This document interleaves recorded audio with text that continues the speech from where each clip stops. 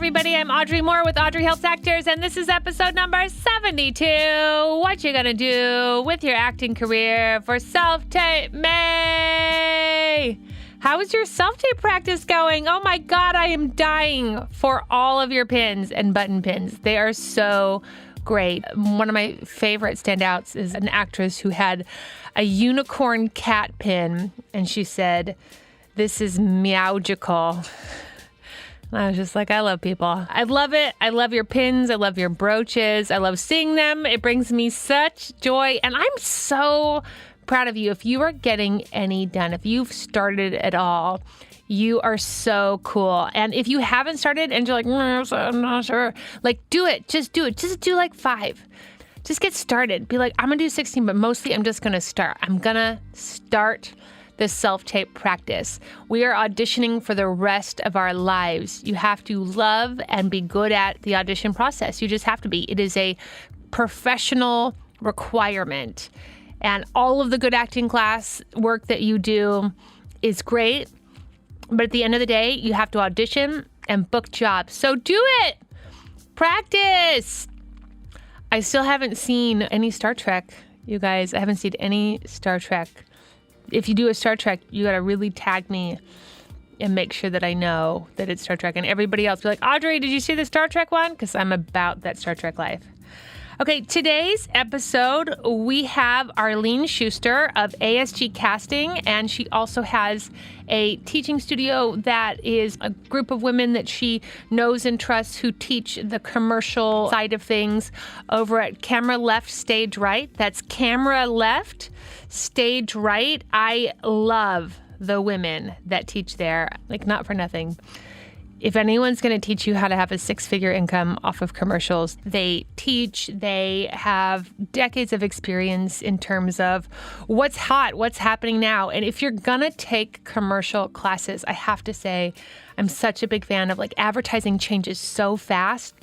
You have to study with people that are in it now, who know what the trends are now. And that's what's so great about working at a studio that is connected at all to a casting office, because they really do know what's going on. And some of the teachers are session runners, and session runners really see what you're doing in the room that is just majorly bombing and what you're doing in the room that's really successful. And they hear the conversations that the client and the directors are having once everyone's done, the things that are like popping and the things that don't work, and even the things that are out of trend or out of style. So this is such an incredible conversation. ASG Casting has had an amazing presence on social media since the pandemic. Arlene has been just like such a goddess and so generous with her time, energy, information. And as I've said to her, you can really tell when somebody is an actor advocate. A lot of people, I think, are just like, let me put something up for actors, and I don't feel like their intentions are great. And Arlene is just loves actors. She is so passionate about us and so generous and wants us all to win. And that's my experience with casting directors. I have to say, like, they are rooting for us so much. And Arlene is just at the top of that pyramid in terms of just really being a fierce actor advocate and actor cheerleader. This episode is brought to you by Brad Greenquist. That's Brad Greenquist, bradsclass.com. I know so many people who study with Brad to tremendous success. I really recommend him. Brad has a huge background in theater, still does a lot of theater, and can really help you adjust to using the camera to your advantage. Also, Greg Saffel at singinglessonslosangeles.com. Body and voice, ladies and gentlemen. You will work on your body and you will work on your voice. Greg Saffel, singinglessonslosangeles.com. All right, you guys, I hope you're crushing your self-tapes. I am seeing a lot of real auditions, which makes me super happy. I adore you. And break a leg, I hope you book it. Book it. Audrey helps actors because they don't know anything. Hi, everybody. I'm Audrey Moore with Audrey Helps Actors. And today we have Arlene Schuster. Yay! Yay! Hi, Arlene. So, Arlene, you tell everybody just real quick, if anyone doesn't know who you are, let's just get right into it and tell them who you are and what you are in this fabulous business. Great. Thank you. I am a casting director here in Los Angeles, mainly work in commercials, but we also dabble in a little bit of television and film and reality shows over the years. I have my own company, ASG Casting. I've had it for about 28 years, 30 years. Wow. I started in New York, went to NYU, did production, came out here to Los Angeles, somehow got connected with the casting world. And this many years later, that's where I am. Here you are. Yeah. Wonderful. You and I have had the pleasure of doing a few Instagram lives. We're currently recording this in January during the middle of the pandemic, 2021. And you have been really such a really great resource of, I felt like being on the forefront of advocating for actors. I'm such a proud actor advocate and really trying to help them as much as possible make this transition from being in the room. Theatrical actors have had a few years to practice our self-tape auditions theatrically. But I'm friends with, as I'm sure you know, many actors who were predominantly commercial actors, and they have not done a single self-tape really forever. And then suddenly to have everything be on Zoom or any of the other apps that people are using in casting and self-taping has been a real learning curve. And you've been so generous with your time and with your knowledge to help the actors give their best foot forward for production so we can all keep working and all keep booking. Thank you. Thank you for saying that. Yeah, it's been a major learning curve, I think, for all of us in the commercial world. And there's some positive points to it, most definitely. Sure. And we'll see casting change from this point forward, even when we do go back into the room. Yeah, it's been challenging. And there were a lot of people, a lot of actors at the beginning that were hesitant. I mean, we all thought this would be done by the fall, right? So at the latest. At the I was latest. like, by July, we're back, guys. Yeah. No big deal. Yeah. Fortunately, work came back in July, Yes, thank God. Yeah. But a lot of people had to jump on board. And I think with theatrical auditions, as you said, you've been doing it for long enough that you really had to follow very specific guidelines. With commercials, since we sort of did whatever we could do, there was a lot more leniency in your lighting, in the room you're in. I don't know, it felt very grassroots. It did. I felt like Wild West, right? Like, whatever, get in there and go. Very much, yeah. But I also feel like I've seen it kind of morph through the last several months. There's leniency in the fact that the most important thing is being able to see someone's acting ability, period, end of story. Yes. But all those other variables make a difference on being able to see the performance and focus on the performance. So with self-tapes, having your lighting and your sound and any props and off book, that's another huge thing, being off book, all make a difference when we get the self-tapes. Because just like normal casting, which the way normal casting would work is the actor would come into the studio, we would put everybody's auditions on a link, then we send the link at the end of the night to our clients and they make the choices.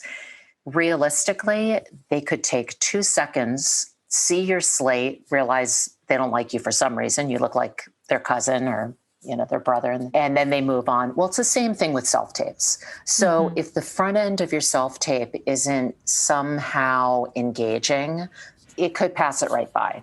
Every casting actor we've had who's come on has really echoed that truth. And, all my actor friends who talk to me about this transition all the time. And one of them had a self-tape and she sort of realized that she had done the beginning incorrectly, but only after she had sent it. Sometimes that happens. Just like when you're in the room, you realize I didn't get the direction and now I get it. I can suddenly think clearly in my car, right?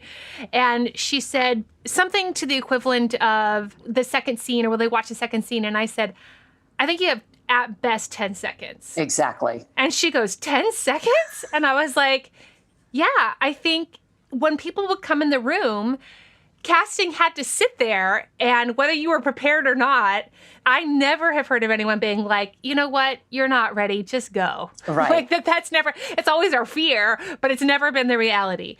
But on a self-tape, commercially, theatrically, if you're not prepared and ready and competitive, in the first 10 seconds, somebody else will be, and they can move on. Absolutely. Absolutely. Mm-hmm. One of the advantages when I talk to my friends about going to the self-tape world is that we used to have all the same disadvantages. So I came into the room, I had the same reader as everyone That's else. right. I had the same camera, I had the same wall behind me, I had the same everything. And now that's not the case. And so if somebody else has the ability to have a cleaner background or have a better reader or any of those sorts of things, that's an advantage they get to use. Yeah. And it probably is more an advantage in the actor's mind. I so agree. Than it actually is in reality. Because the bottom line, again, comes down to how's your performance and do you look appropriate for the part? I mean, those are the 2 points. Yes. Yes. What I love that you just talked about is the look appropriate for the part, because I'm always talking on here about casting. And what is so exciting to me in us doing this episode together is I do a movement called Self-Tape May, and I really encourage actors for Self-Tape May. For many of you, please, commercial actors, I welcome you. Join this movement. Practicing your self-tapes is so important, and now is part of the commercial game. Absolutely. And none of us know how much first calls or second calls or anything in the future, even when this pandemic is done, how much it's going to stay a part of the game. That is to be determined. Yeah. And also, we don't know when we're all going to go back into the room. That's so right. Get good at it while the getting's good. Exactly. Well, it's funny because commercials have always had this rap of, well, I'll do commercials until I make it in television and film. I know. Right? Like so that's true. Yes. Which, Yeah, you right. know, then there are the commercial actors that strictly want to be commercial actors. Yes. That is fantastic. It's definitely an art and a craft within itself. Mm-hmm. Mm-hmm. Regardless of what you're acting in, stage, television or film, commercials, you need to hone your craft. You know, you need to practice what you're doing. You can't just step in and assume you're going to be able to do it, which for a lot of people who have been doing it for a very long time, they kind of feel like, you know, I took classes in my 20s. I don't need to do that anymore. And that's just not true. As we all know, and, you know, you work in all those mediums, you know how much each medium has been changing year upon year, and extensively this last year. You have to continually take classes or work with a group of people and constantly work your craft. So getting down to the self-tapes, what's another silver lining of them is that is practice.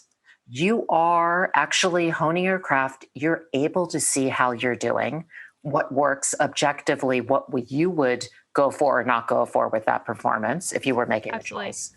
Watching yourself back, having a little control. I hope you feel comfortable us talking about the commercial that I have booked that's airing right now that you and I had worked on. I was just telling this morning, somebody was asking me about self-tapes for commercials. I was telling them that you and I were going to chat because I had done a self-tape audition first, and then I was doing a Zoom style callback. Now you don't do Zoom, you use... We use Hey Joe.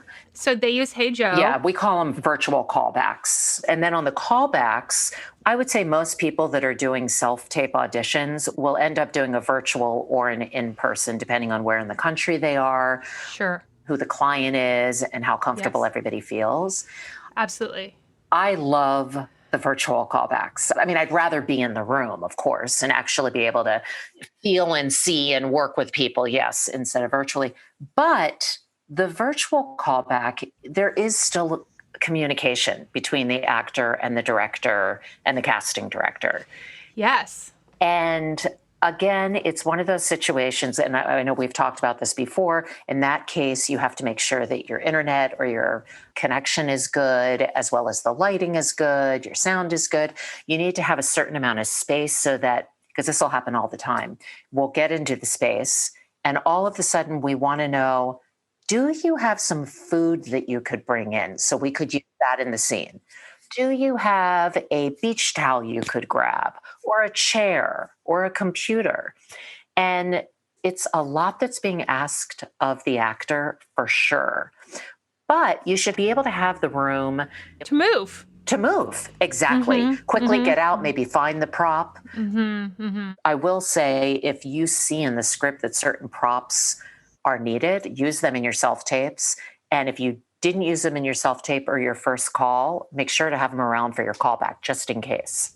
I've had that happen to a lot of my friends. In the one that I had worked on with your casting and ended up booking, just like in the room, so you guys know, the first call and the callback completely different. And this is very normal. I'm super used to this in the commercial thing. One of the realities that actors who start getting called back from commercials start to discover is that so often what you did in the first call has nothing to do with what you'll do in the second call. Sometimes you're going back for a different role. Sometimes they already knew you're going to go out for the role you're in the callback for, but they haven't quite worked out what you're going to be doing yet.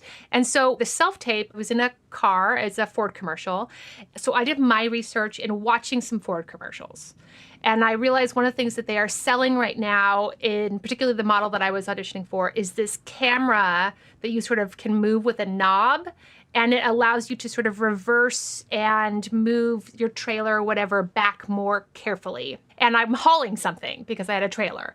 And so I taped it, and I made sure to make sure that I was using this knob and looking at it, even though nobody asked me to do that. It was nowhere in the copy. It was nowhere anywhere. Nobody was like, and then pay special attention to the direction knob. And nobody said that. But I knew that that was a part of the car.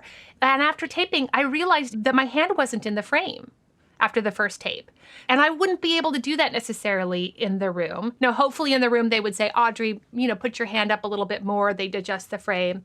And then something else that I noticed once I fixed the framing of my hand was that in looking really intently at the pretend screen of reversing, my face was really serious because Audrey would be like, please don't hit anything. Let's make sure I'm being really safe. But it didn't give this sense of like, I love this car. I'm so glad that that's sort of like my life is better now because I have this product, right? Which is what we're doing here. Right. And so I was able to adjust that because I could watch it. And I have to say, Arlene, I have been self-taping my theatrical auditions before I go in for an in-person audition for a few years now with great success.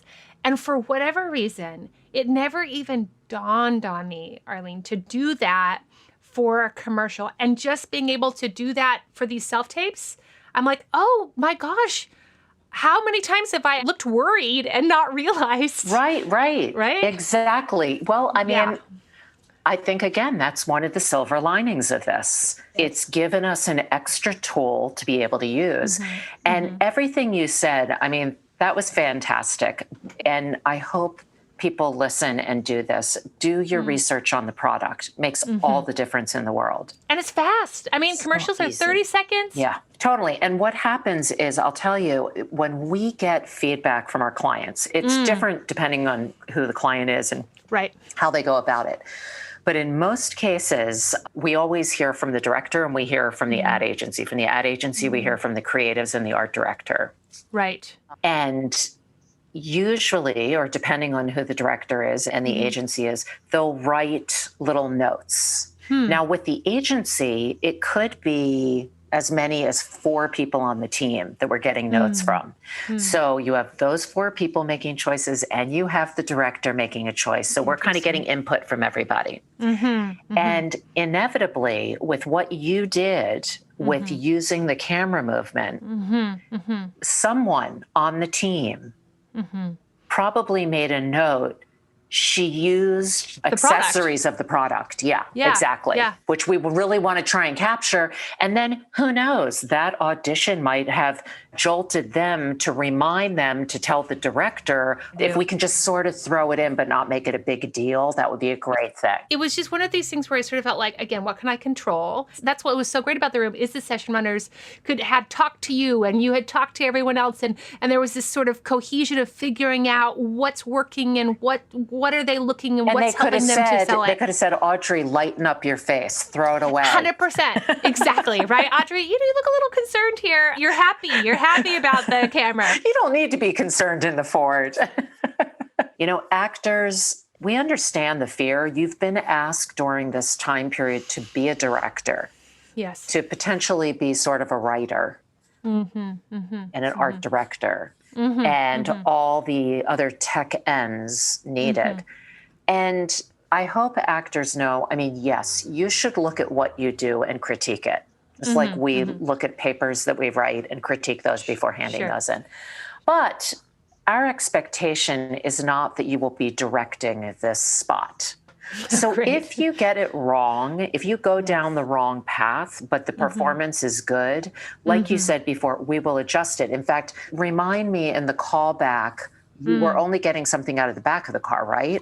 Yeah, so the callback was completely different. And when I was talking to my friend about this morning, she was like, and then what was the callback? And I said, so just like in the room, completely different scenario. Yeah. And I didn't find out that it was a different scenario really until they were like, click in and hi, Audrey. So this is what we're doing. But again, just like in the room, sometimes maybe in a callback, they would come out and say, okay, so I know you guys think we're doing this from the first call, some of you, but we're actually doing this now. But not always. It really depended on how much people were in the waiting room and what was going on. And so I went in, and luckily I'm used to whatever works, right? I'm like, I'm game for anything. I do improv. I'm ready, right? Which you need to be. Yes. I was like, yes-anding the whole thing. Yeah. And then the director said, okay, so what you're going to do is you're going to take this tree and put it into a wood chipper. Right. And I was like, sounds great. And luckily, I had props available, which is something that you talk about and I want to talk more about. I am such a prop person, and I know that they really work for commercial auditions and callbacks. There's a reason why your offices always have like a million random prop closets, right? Yeah. So I had a light stand, and I said, hey, I have a light stand that's sitting here. Do you want me to use it as the tree? And everyone was like, yes, please. I was like, that would be everything. And so I turned it over so that the tripod-y part that's on the floor was on the top and sort of worked it in. And then he said, okay, let's do that again. And it was pretty simple, and then had me do a coming into the car and looking at the car moment. And it was pretty simple, but I had the space, like you're saying, to put something into a wood chipper. I also had something I could use for a tree, completely unexpected. And by the way, it was around that time that the director and the agency were talking, and they said, why don't we try this role for a girl? Oh, interesting. Because that was originally set to be a guy. Yeah. So fascinating. Yeah. That's what happens all the time, especially on the better jobs where they can allow creativity and adjustments to be made. I was just going to say a big thing that is part of this podcast is we're also theater trained. And so theater training, it's like it's done in the sense that the play has been written for 200 years. Everyone's seen it 6 times. Everyone has it memorized. It's already been proven to be done and great.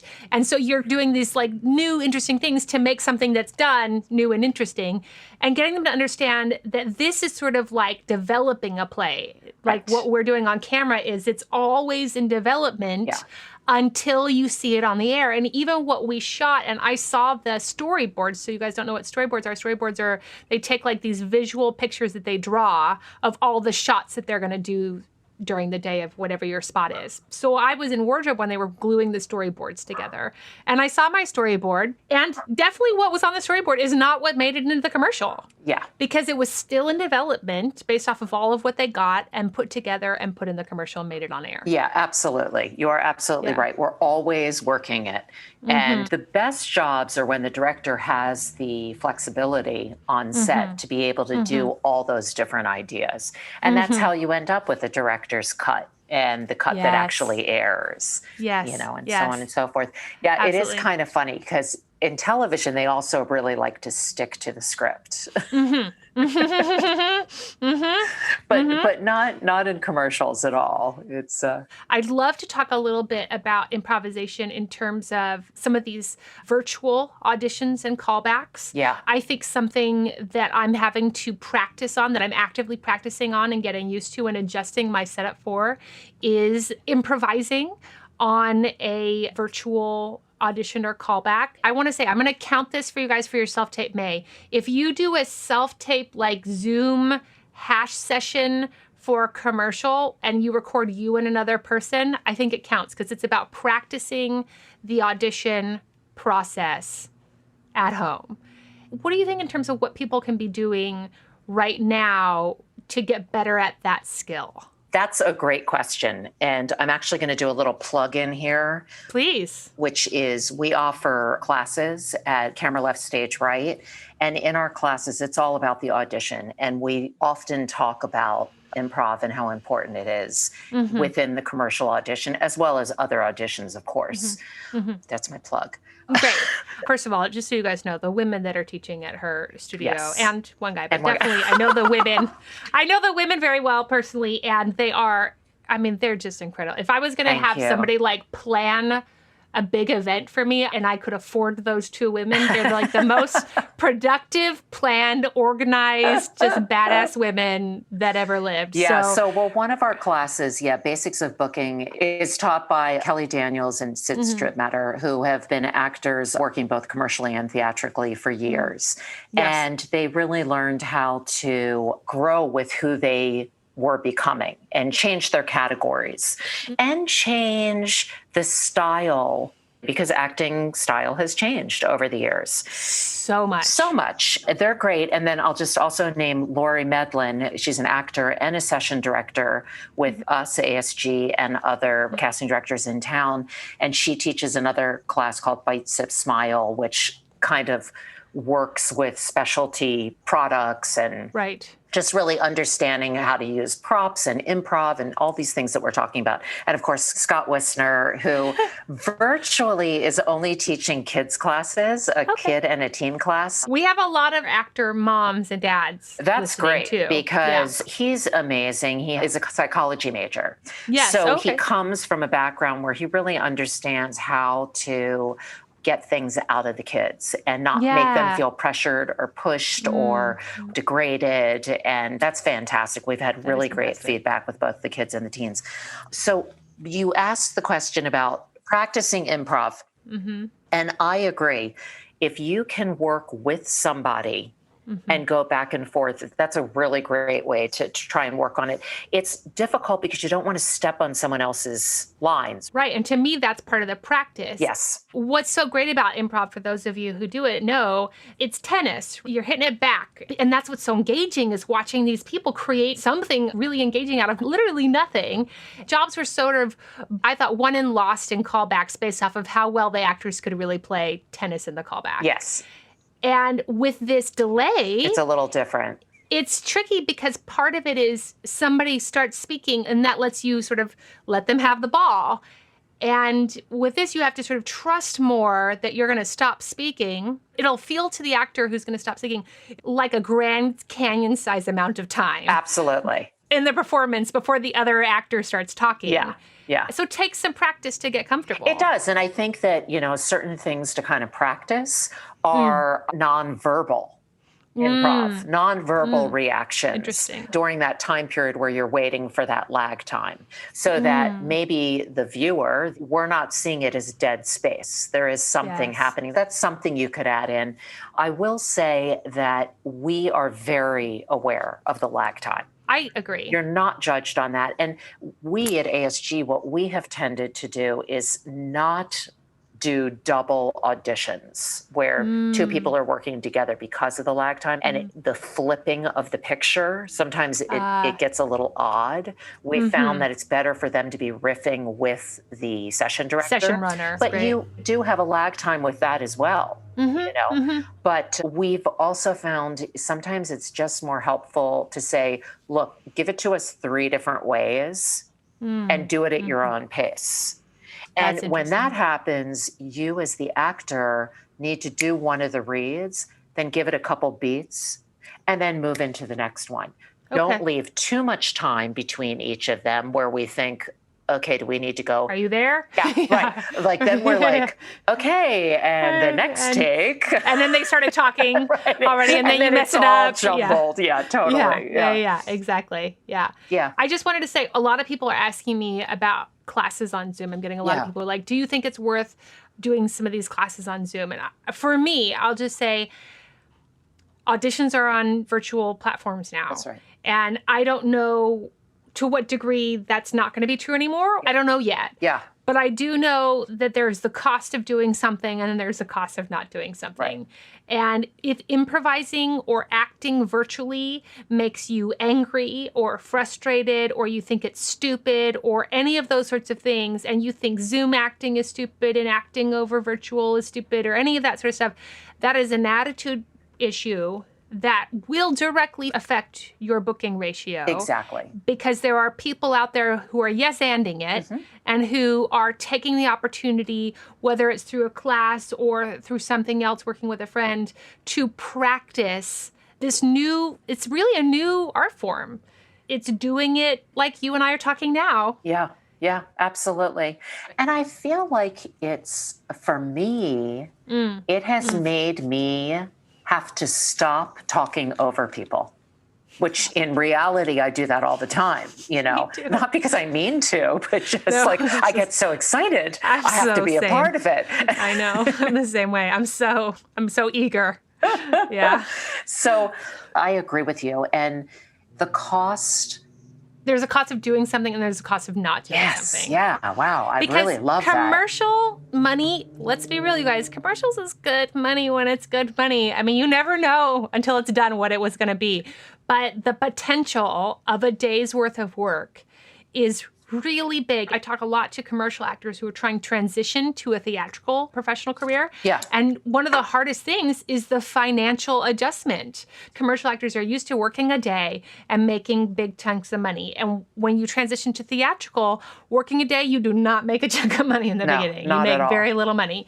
So in a class or a commitment of whatever that means for you, whether that, again, that's working with a friend or whatever it is, to practice whatever the new environments and requirements are for the moment of commercial work, the cost of time, energy, and money versus the possible return on investment of actually doing it, there's such a greater potential of return on investment of doing it. Absolutely. And the loss to not do it is also potentially great. And you'll never know what the loss was. Exactly. You just won't have booked. No, I totally agree with you. And the thing is, at this point, since online classes did not die out after 3 months, as we said at the beginning, this one will be the norm. Because it's a great way to be able to work with people that if you're not in the same proximity, you wouldn't have been able to work with before. Look at Masterclass and these amazing classes that we can be turned on to. I mean, yes, listen, there are different ways to do things. You can do things for free. You can look on Instagram. You can watch lives. You can read a book. Of course, you had to buy the book. But this is a collaborative art. And part of it is hearing the feedback of what you're doing.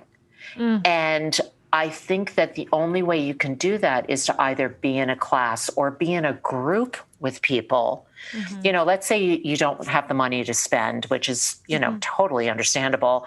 Find those 5 people or 6 people that you can all work together and work off of, because you've got to have that feedback. Also, to your point about actors who are seasoned, feeling a little grumpy about having to adjust, which again is completely normal. I know I get this reputation for being always sunny disposition about it all. And I just want you guys to know, I definitely sit with it and no. I have, just like everyone, resistance to change when change is abrupt and immediate and sudden. I had the advantage of having a lot of theatrical self-tape practice to smoothen it out for me, but I don't think I would have been such a happy little smooth camper if I hadn't had that, for sure. And in terms of this group of 5 people, I'm such a big fan of deliberate practice. And when you are advanced and when you know how to book commercials the way you've always booked them, there's something so beautiful about what we do as a developing art form, because it's always changing and we grow. And that's part of the beauty of it. And if you can attach yourself to the beauty part of it unfolding and expanding into this new version, and no, you're not going to be in the same place as somebody who's like, how do I book commercials? Because you have. But just know, you know what? I probably don't have to do 20 different virtual tapes to get used to this. I could maybe do 4. Right. Can I do 4 practices with somebody just so this feels a little more comfortable and a little less awkward, with the objective of deliberately practicing feeling comfortable over Zoom communication. Exactly. Yeah. I mean, if you don't keep practicing it, you get tripped up on all the little pieces that would naturally come along. Yeah. Well, I always say that, like, you're going to either learn and practice, you're going to learn when it matters. And I'd rather learn and practice than learn when it matters. Exactly. Absolutely. Yeah. And it's funny. I remember, through my career, watching seasoned actors come in and audition, and certain things that came up. For instance, early on in my career, I learned that as a SAG requirement, you had to have a cue card up in the room. And many of the directors really didn't want to have the cue card up, because what ends up happening is an actor is sitting there reading the cue card instead of using it like a cheat sheet. Right. Which is what it really is. It's just a cheat sheet. You need to conceptually know what you're doing. You don't just come in. And in commercials, these actors that would work theatrically all the time, they'd come in. They had never looked at the audition before the first audition. I mean, they never looked at the script. They came in. They literally came into the room, and that's when they're first reading it on the cue card, which is such a waste of our time, to have that happen at that point. And that would drive me nuts. Well, over the years, those people have fallen by the wayside, because there are too many people that actually prepare and do a good job and come in because they know what they're trying to do. And then the other thing was improv. I remember, you were not allowed to do improv in auditions, and it would drive us nuts, because most of our directors were good comedy improv guys, and they really just wanted to see what you could do. Yeah, what you could do. And then you had the actors who loved improv, so they loved doing that because they could make it their own. And then finally that went away. In the contract. Yeah.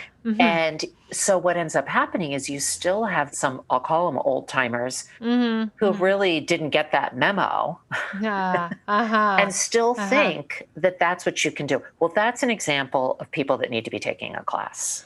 Yes. And also, to me, it's an example of what you had said about Kelly and Sid. And I just talk to actors about this all the time.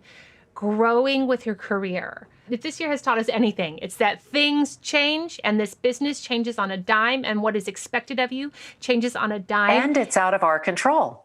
Yes. And if you don't adapt with it, others will. That's right. And you will lose jobs. It's too competitive a business, whether it's commercial or theatrical, any of it. Show business, the art of storytelling, the art of acting is too competitive for you to just be frustrated about what is. Yeah.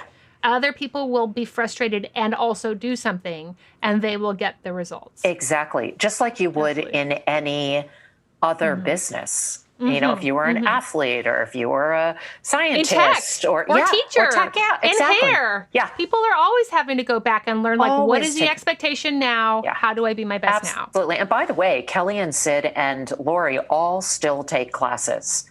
While they're teaching classes, they're taking it for themselves to better themselves as well. Just want to applaud that understanding, because I think there's this, it's outdated, but this idea of, I think a lot of people have resisted becoming the teachers or becoming the mentors or becoming the helpers because they didn't want sort of to just be there, because there's this idea that then you're done. Those that teach don't. Yeah, exactly. And I think now we've changed it, and it's who I want to learn from? People who are doing it. Exactly. And if the people who are doing it are too afraid to go out and teach and help people, or afraid to learn more themselves, then I'm going to be getting dated information. That's right. But if they're getting more updated information, and they're getting better, and they're getting hired, and they're seeing what the trends are, then they're going to come and give that back to me. Absolutely. It's going to be more current. Absolutely. Yeah. And, it just another little side note of that, there have been situations where Kelly and Sid have been auditioning up against their students. And there's no hard feelings, because as you know, and the actors that work really know this might be your job, or it might be the other person's job. It's, the competition is in yourself. I know. It's not about other people. Yeah. It's one of those things that when I used to hear people say you're competing against yourself, I was like, yeah, whatever. Exactly. But I think I used to think it was like somebody's placating way of telling you not to worry about your competition. Right. Instead of, once I understood casting, and once I understood what's actually happening here, that if you don't show up, meaning you That's being right. your best, you lose. However, you can show up as fully and completely as possible and still lose. Yes. That's just called the industry. That's just called being an actor. That's called life. It is called life, but it's definitely called being an actor. And it's definitely called actor's life. And all you have control over is showing up for yourself. Yeah, that's right. Showing up for yourself, showing up for you, the casting director, showing up for my session runner, showing up for my scene partner if I'm in the room and I'm acting with somebody. That's all I can control, because at the end of the day, if I keep getting more swings at bat, I'll get called back in. I'll continue to do my best work. People will begin to trust me, and I'll begin to book and book more consistently, because I'm known for being trustworthy. I'm known for delivering something that is reliable. Absolutely. And I can't tell you how many times we've had directors say, listen, I'm working on this project. We have no money to cast it, or we have no time to turn around and do the casting. Can you give me like a couple names that you think are the people that would really be able to do this? Yes. And those are the people that stand out. Those people that are always on game, bringing something fresh and different, listening. So yeah, it does. It makes a huge difference. But wait, Arlene, wait. You magical shining goddess, you. I have to interrupt you. Help me. I need some help. And now it's time for listener questions. I'm so scared. This listener question is brought to you by Brad Greenquist. That's Brad Greenquist at singinglessonslosangeles.com. If you are an actor who's done a lot of theater and the camera makes you nervous, and when you're on camera, suddenly you feel like very stiff and shaky and weird, I mean, he's literally the person for you to go to. I can't stress that enough. If the idea of working with the camera frame and distance and being closer up or being farther away, or having your body at an angle, showing your body a little bit more, hiding your face a little bit more, like, you guys, coming from theater, hiding your face is something you just would like never do on stage. You're like, the first thing they teach you, like Conservatory Day 1, is like, don't hide your face. And on camera, hiding your face a little bit and then showing up with your eyes, things like that are really magical and really powerful work for the actor on camera. Just like you know about the stage and using space and how to be upstage, downstage, you know, cheat out. All that stuff is stuff that you learn on stage. You gotta learn that stuff on camera. The more tools available, the more awarenesses available to you, that's what mastery is. So I couldn't recommend him more.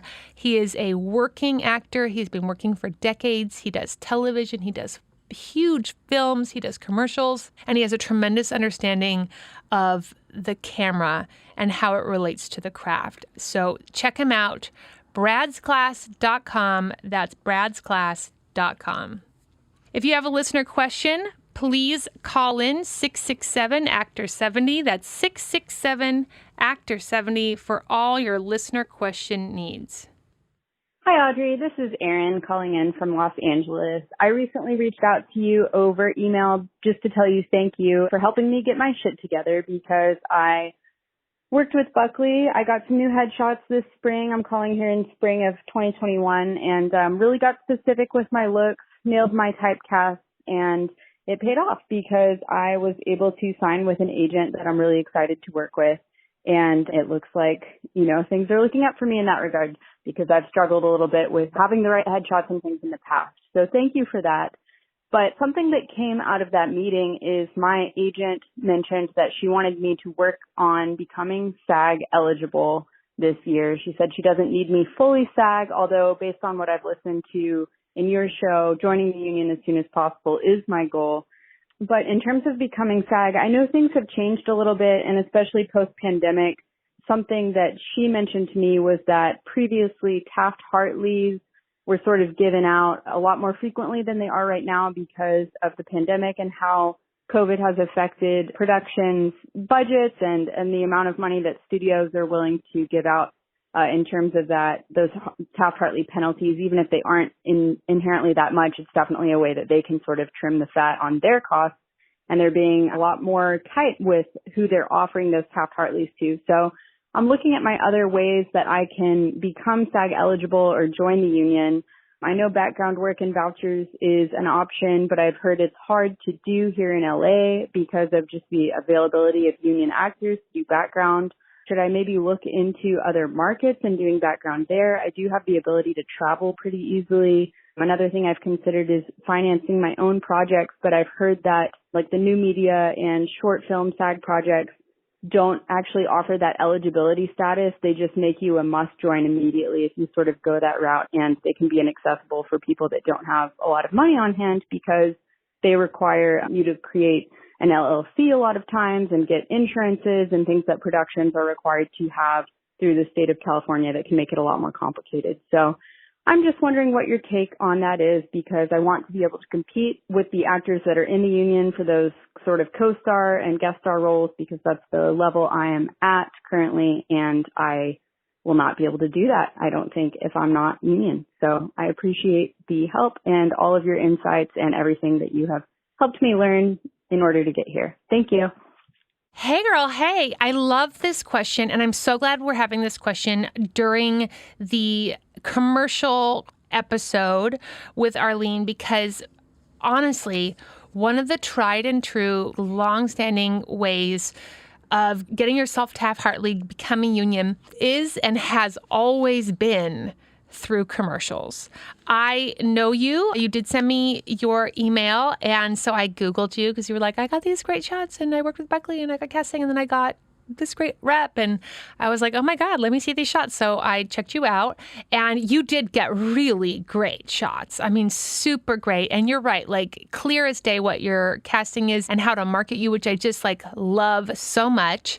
And what I really think about what you're offering is commercials is a really great place for you. I honestly think you could crush commercially. And in going out for commercials, Taft-Hartleying somebody in the commercial landscape, it's really nothing to an advertising budget. I mean, that's part of why it's always been such a big deal for actors who want to get their union card, is because a production for television, for a co-star role that they're going to give you, you know, they have a budget they have allotted for you.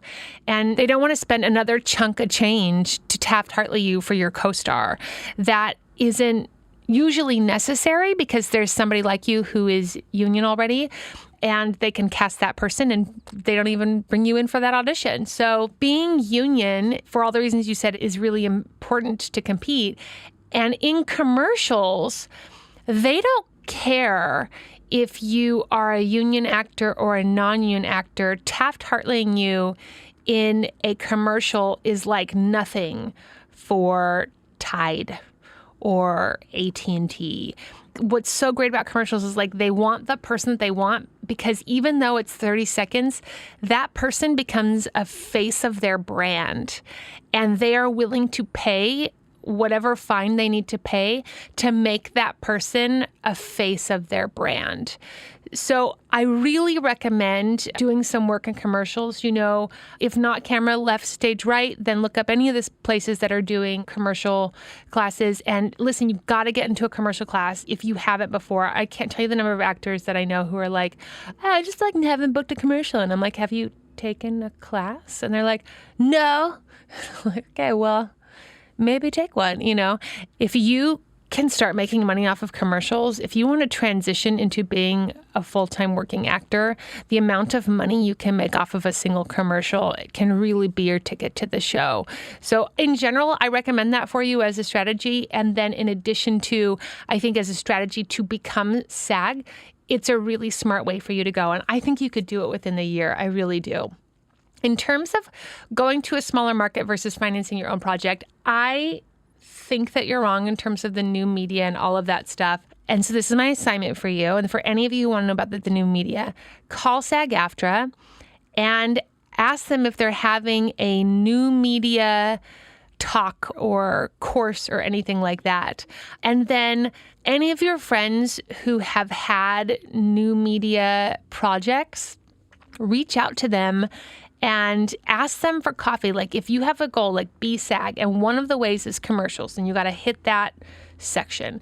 If another strategy is new media, before you decide that you're going to go traveling around the country to like get some background vouchers, which I have to say, I don't think that's necessary, but that seems extreme to me. I think it's worth having like 3 or 4 coffees with people who got their SAG cards through new media or had new media projects and then got some of their actors Taft-Hartley through that.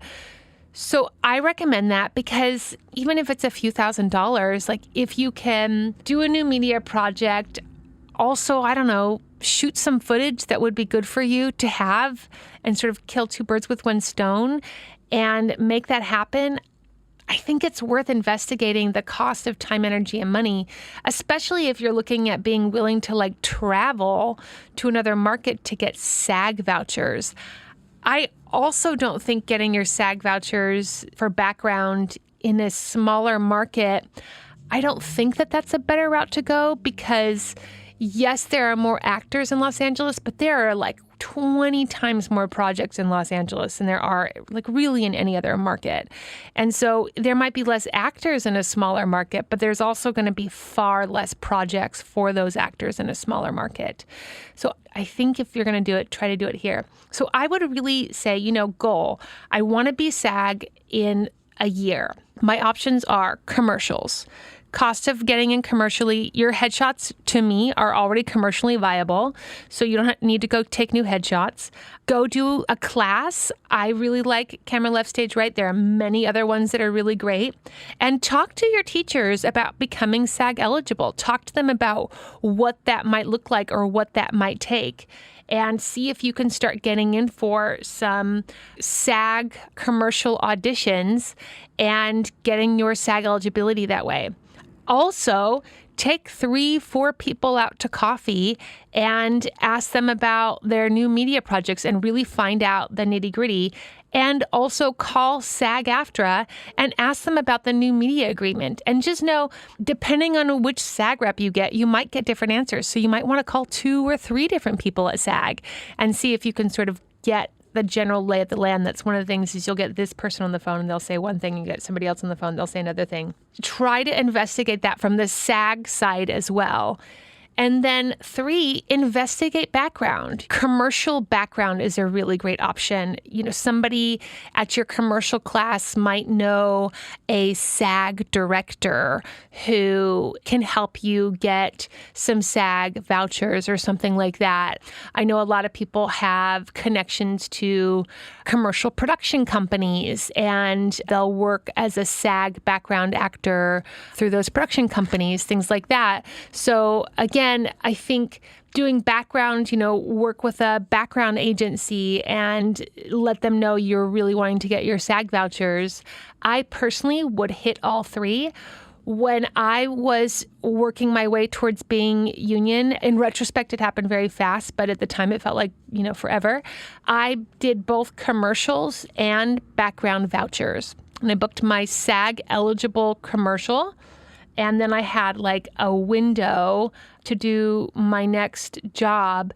But I had actually, by the time I had done my second job, which was pretty quick after my first one, I had already worked my third, I think it was 3 background voucher jobs. And so I was like a must join, and the window didn't count for me. So I really recommend, like, if you know you got to be union, and you do because you want a lifelong career in this industry and you want a career that like earns you money, then you do have to be union. And in order to get into those auditions, you have to be union, and just make that the goal. And if the rest of 2021, you got your shots together, you got an agent, and you became union, that would be a fucking great 2021. So good luck. I hope that's helpful. And go get it, girl. I believe in you. You're so smart. You've been working so properly. Do it!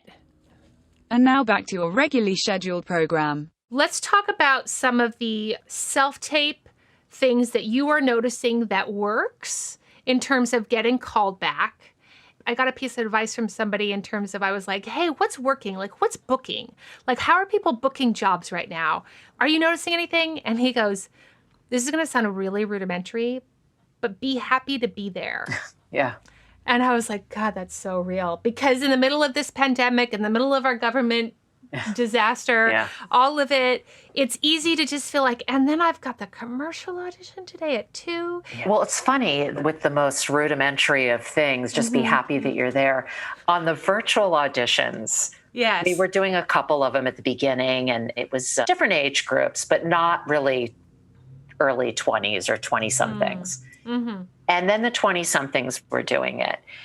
It seemed like there had been so much, like, everybody getting wrapped up in the tech of it and the visual of it. And then we did the 20-something guys, of course, and they were so laid back and lax that there was something actually incredibly refreshing about watching it. So I think that, you know, when I saw that, I thought, wow, like your friend said, be happy that you're there. Take a beat. I was listening to something earlier and they said something like, take a deep breath in, take a deep breath out. And then, you know, in a very soft voice, very deep hockey voice, you know, it was like, and now have a good day. And that's sort of what I think one should do before they start auditioning. Leave the kids in the other room, close the door. Create some sacred space. Create some sacred space, absolutely. And know what you're there for. Do your homework. Understand that we are there, even in the room, in the real room. We're always there to make your audition be the best that it can be because we want our clients to like the link. We want them to like the auditions that we're bringing. You want to send them 20 winners. Exactly. Yes. The less winners we have, the less chance we have of working with them again.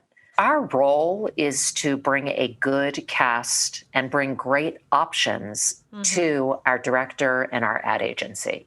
That is our role. So in the norm, we hire session runners or session directors that work with the actor to bring the best performance out of the actor that they possibly can. Why? Because our session runner / session director wants to be hired again by us, the casting director, and the casting director wants to be hired by the director again. So that is the food chain. And the director wants to be hired again by the ad agency and the client. Exactly. And the ad agency wants to be hired again by the client. Exactly. Right. It's all a really very, very clear food chain, most definitely. Yes. You know, no matter what you've heard or read over the years of, you know, oh, everybody hates the actor. No one's in it for the actor. Well, that's just not true. You know, know before you go into the audition, you were invited to the audition because your resume looked good, your headshot looked good, possibly your agent or manager pitched you in a way that made us feel confident that we should be seeing you. And from those, you show up to the interview, just like any job interview, the audition, with all of your pieces intact. You've done your homework to prove to us that you can do a good job, and so that we can have a really good collaborative session to bring the best audition out. If you realize that on the front end, it takes that part of the anxiety out of it. One of my favorite things, as a side note, is the number of friends I have, actor friends that I have, who are like, oh, I hate commercials. And I say, that's weird. Have you ever booked one? And they're like, no. And I'm like, oh, well, have you ever taken a commercial class? And they're like, no. And I'm like, oh, well, how many years been trying? They're like, 7 years.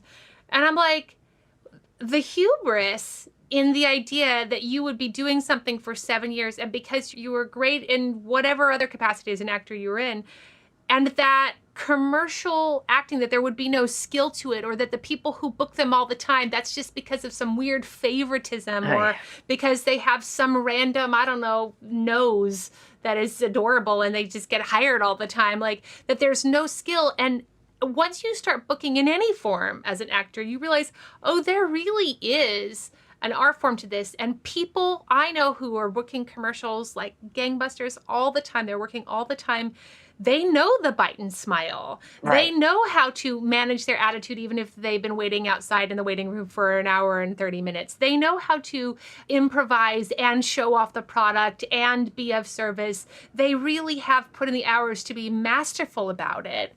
And this idea that you can just sort of be a great actor and wing it is not true. And your job as a casting director is to find those people who are great all the time and reliable. That's right. And exciting and take it seriously. Absolutely. Absolutely. And those days of commercials and just being able to wing it are long gone. God, I mean, so real. if you look at all the people over the last 15 years, if not longer, that have become notable television and film actors, I can tell you they started in commercials. I know which ones were Taft-Hartley through commercials. I know the ones that we sat and said, wow, that person's only going to be here for a short period of time. They're going to move on. I mean, the Steve Carells of the world, you know, John Krasinski's, Paul Rudd, all of those people, they were in commercials. And they didn't phone them in. They actually understood that it was a craft within itself. And because they were able to understand the difference between a sketch on Saturday Night Live and a full film or a half-hour television or a commercial, I mean, they understood the difference of each of those forms. Yes. And a commercial for like McDonald's versus a commercial for Pfizer versus a commercial. Just like there's a difference between your Chuck Lorre show and your Grey's Anatomy audition and your streaming video on demand audition. Exactly. They all have their own little mini worlds. And here's the thing, you guys, just know what McDonald's is. Yeah. Just like, what do their commercials look like? What and are they? by the way, their commercials look very different now than they did 5 years ago. Boy, they sure do. So, because what they have to target and how they market themselves changes. That's right. Tell me more about like some general things for actors that you're noticing in self-tapes is working. Is there anything that you're like, gosh, when actors do this, that's great. Or when actors don't do this, it's a problem. The lighting and the sound have to be good, period. What does bad sound like? What are some examples of that? Bad sound would be as if it sounds like you're going through a tunnel. You know, and so it's almost like something else has been in front of it, or there's crinkling sound because maybe a paper is moving. Or maybe the air is on. If the air is very loud, yes, that would be an issue. But if for some reason you hear a fire truck and it's really not that loud and it was a really good take, that's okay. However, if there's a lot of ambient sound, that could be a problem if your kid is screaming in the back. My worst with the sound is when it's so low I can't hear it. Oh, that's a good note. That's good for people to make sure that people can hear what you're saying. What about if somebody has a reader? Is there ever a problem where the reader is too loud or too quiet? Yes, that's a real problem. I hate that. Yeah, if the reader is louder than you are, that's not a good thing. So, in fact, you said you have a lot of mothers and parents who watch the show. Yes. They should not be next to the camera. I know that you're trying to get your kids to look at the camera, but then we hear too much of you and too little of the child. That's an example. I have a hack for that. So if that's you guys, what you can do is you can just literally your iPhone headphones, the white little iPhone headphones, plug them in, and then take like a little stand and then tape the actual microphone part just closer to the child or closer to the person who's speaking. And then you can actually be next to the camera and you'll be farther away from the microphone than the actor is. Oh, that's a great idea. It works really well. I do it for most of my auditions. Instead of just like a normal mic, the iPhone headphones, they work fine. Yeah. But if I'm trying to get next to the camera and so I want my reader to be next to the camera, I just extend the headphones. You just have to make sure, you guys, that your iPhone case isn't on, because sometimes it won't pick up anybody's sounds. So you'll do all these incredible takes and then you'll realize there's no sound in anything. Oh, wow. So just make sure to check it beforehand. Do a test if you have a case or you don't have a case. Just test it. But that's a way to have the mic closer to the actor and not the reader. That's a really good tip. For lighting, I prefer either natural lighting, if it's not too harsh. Ring light is always great, flat lighting. It's definitely affordable. I mean, the one I have, it was like $30, holds the phone and has the ring light. It's a perfect one to travel with. Yeah. Exactly. But wait, Arlene, wait. I have to interrupt you. Surprise! That's the end of today's episode.